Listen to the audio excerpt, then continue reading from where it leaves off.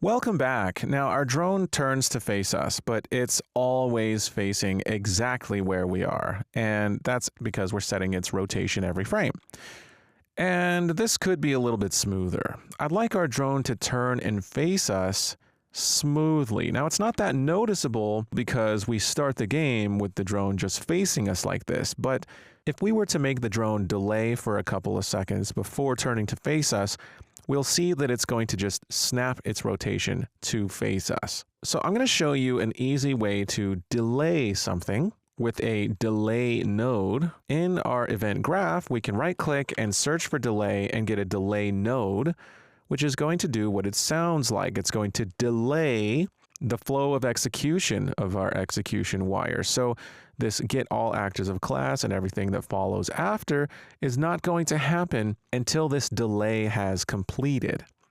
So if we go ahead and hook this up and change the duration of our delay to, let's say, 2 seconds, then on begin play, the flow of execution is going to pause right here at the delay for 2 seconds before it continues on. Now, the implications of this are very important, and it's important to understand something before we move on. These nodes will not be executed for 2 seconds, which means this target pawn variable will not be set for 2 seconds, which means that our tick function is going to try to use a variable that has not been set yet. This is an empty variable. We say that it's uninitialized. And that means it's not going to have a valid value. Let's see what happens if we just try to do that. I'm going to press play, and I'm going to press stop or close my window. And take a look at this. Our message log is filled with errors. And the errors say accessed none, trying to read property, target pawn. And we know that for 2 seconds, that target pawn was empty. Its value was none. That means it hasn't been set yet. So we're trying to call set actor rotation on target pawn when there is no target pawn, not for 2 whole seconds. So how do we prevent ourselves from trying to access a variable whose value is none? Well, there's a couple ways. First, we can check to see if target pawn has a valid value first before we try to use it. There's a couple ways to do that. The first is to get our target pawn, drag off of it, and type is valid. Now there's a couple of utilities. We have a function called isValid, and we have this other type of node with a question mark. Now if we choose the one with the question mark, we have something that kind of looks like a branch. It has 1 input execution pin and 2 outputs. It actually is a type of branch. What it does is it takes the input object, checks to see if its value is valid, and if so, the isValid execution wire will be executed. And if not, the isNotValid execution wire will be executed. Using this, we can prevent the execution of anything hooked up to isValid if target pawn is not valid. Let's hook this up. Event tick goes to exec, and isValid goes to set actor rotation. If we go ahead and press play, we can start our game, we can exit, and we have no errors in the message log, which I'm going to close now. So that's one way to prevent ourselves from executing any code if a given variable is not valid. And there's another way, and that is to get our variable, target pawn, right-click on its node, and all the way down at the bottom, we see convert to validated get. If we click on that, we now have a single node that does the same thing as these 2 nodes. It checks to see if target pawn is valid, and if so, executes the isValid execution.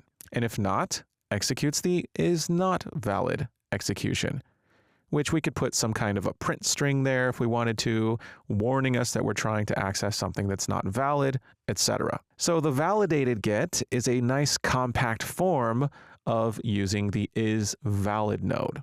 I personally like to use the validated get more, but you can use either one. They're both perfectly valid options. So we can hook this validated get up to event tick and only execute set actor rotation if the target pawn is valid. Okay, so now that we know how to prevent ourselves from getting errors from accessing invalid object references, let's now turn back to what we wanted to see, which was what happens if we delay for 2 seconds before setting our actor rotation. Let's press play and wait for 2 seconds. And there we saw it. Our drone just snaps to face us, and it's really jarring. Let's see it from the side.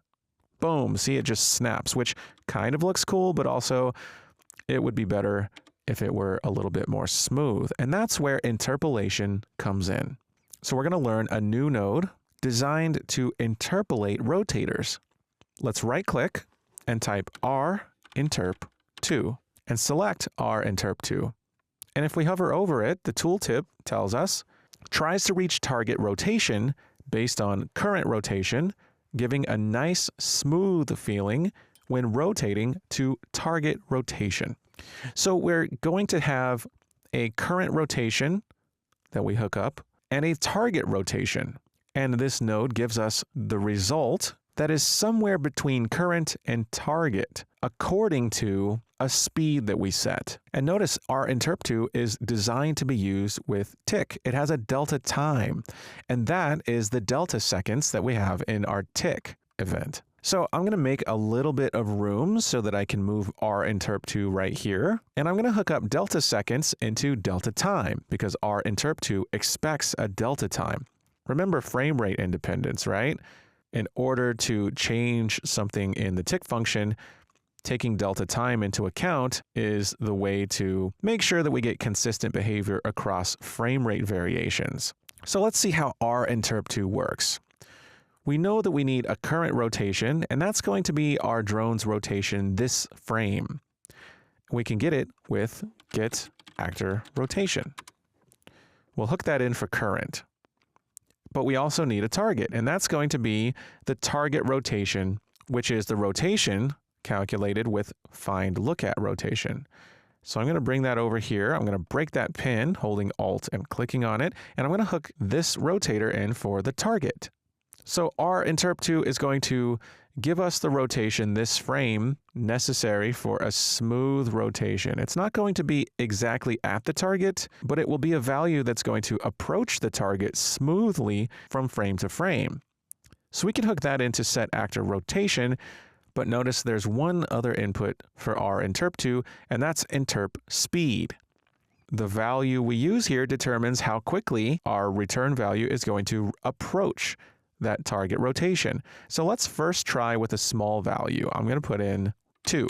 And let's go ahead and press play and wait for 2 seconds. And there we have it. Our drone is slowly rotating to face us. And as we change our location, our drone is going to slowly turn to face us because we're using an interp speed of 2, which is relatively slow. Now, we can change that, though. Let's bring that on up to, let's say, 8 and see how quickly that rotation looks.